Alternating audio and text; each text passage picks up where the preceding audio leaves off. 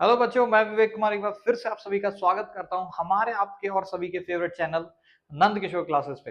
अच्छा बच्चों, आज का ये वीडियो बहुत ज्यादा खास रहेगा। आज हम पढ़ेंगे एस्टरिफिकेशन के बारे में। क्लास 12th में बहुत ज्यादा नेम रिएक्शन ये फेमस है, बोर्ड्स में भी इसका काफी ज्यादा वेटेज कई बार कई सालों में से देखा गया है। एस्टरिफिकेशन होता क्या है बच्चों? सिंपली है, जब हम कभी कार्बोक्सिलिक एसिड को अल्कोहल के अंदर मिला देते हैं, किसके अंदर? अल्कोहल के अंदर मिला देते हैं, तो हमें एस्टर बनते हुए देखने को मिलता है। क्या बनता है? एस्टर बनता है। अब तीनों के पहली बात तो आपको पता होना चाहिए क्या होते हैं फंक्शनल ग्रुप वगैरह, ठीक है। अल्कोहल का सिंपली क्या होता है भैया? OH। इसका क्या होता है भाई? RCOOH। इसका क्या होता है? RCOO R डैश या R। समझ गए? एस्टर ऐसा होता है फंक्शनल ग्रुप, थोड़ा थोड़ा पता होना चाहिए। अच्छा भाई, चलिए भाई अब थोड़ा सा आगे बढ़ जाते हैं बच्चों। थोड़ा सा आगे बढ़ते हुए नई नई बातें करते हैं। एस्टरिफिकेशन में क्या होता है बेसिक से समझते हैं।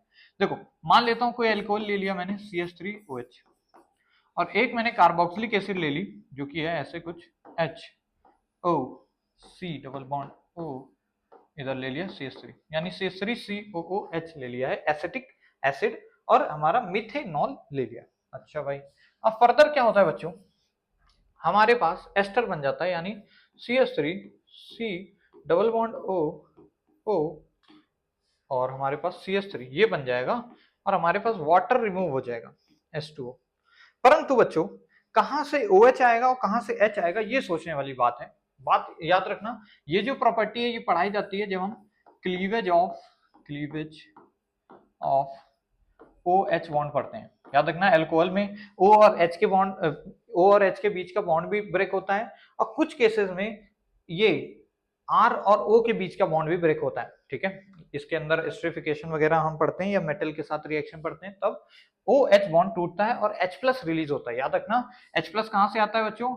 H प्लस हमारा आ रहा होता है अल्कोहल से, और OH कहां से आता है? हमारा यहां से। ये हमने कैसे किया? ये हमने आइसोटोपिक लेवलिंग की। मतलब क्या है, हमने इस अल्कोहल का जो ऑक्सीजन था वो हमने आइसोटोप यूज कर लिया। मतलब 16 एटॉमिक नंबर होता है, तो हमने यूज किया 18 वाला, और फिर जो हमें ईस्टर बनता देखा, तो ईस्टर में हमारे पास जो ऑक्सीजन था वो था 18 नंबर का। इट मीन्स कि सर CH3OH में निकला कौन होगा? H, वो हाथ पे। समझ रहे हो? अगर क्योंकि अगर यहाँ O होता 18 पानी के अंदर, तो हम समझते हैं अच्छा CH3OH में से OH गया है, ठीक है। तो ये आइसोटोपिक लेवलिंग के बाद हमें कंफर्म भी हो गया, और ऐसे भी हमें समझ आया कि अच्छा O और H के बीच का बॉन्ड टूटता है, H प्लस निकलता है यहाँ से OH माइनस, और वाटर रिमूव हो जाता है और एस्टर बन के तैयार हो जाता है, ठीक है।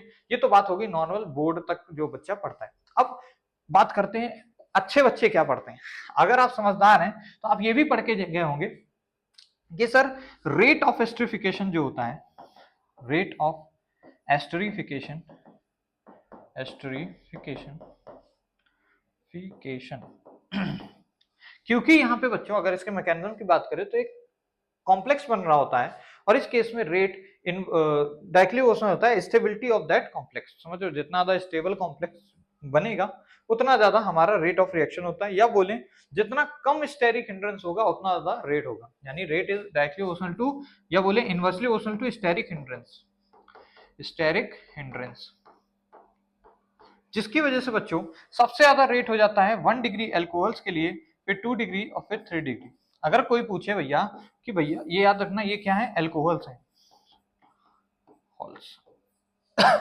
मतलब क्या है, अगर कोई तुमसे पूछ ले भाई कि 1 डिग्री अल्कोहल में ज्यादा रेट ऑफ हमारा एस्टरिफिकेशन होगा कि 2 डिग्री में कि 3 डिग्री में, तो आपका जवाब क्या रहेगा भैया? हमारा कि सर 1 डिग्री में सबसे ज्यादा होगा, फिर 2 डिग्री, फिर 3 डिग्री। समझ गए क्या बात को? अच्छा, अगर कभी कोई पूछे CH3OH और C2H5OH, इन दोनों में से रेट किसका ज्यादा होगा? तो ऑब्वियस सी बात है सर, अभी भी CH3OH का रेट ज्यादा होगा। क्यों सर?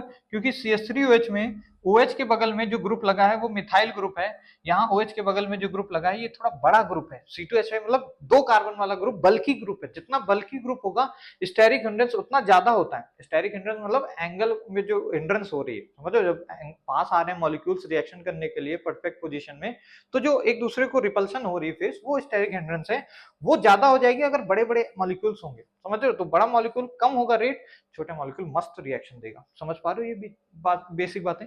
अच्छा, अगर ये तो एल्कोहल्स की बातें हैं, अगर हम बात करें अपना किसकी, एसिड्स की, तो एसिड के केस में HCOOH फॉर्मिक एसिड में ज्यादा होगा रेट या फिर एसिटिक एसिड में, बताओ जरा।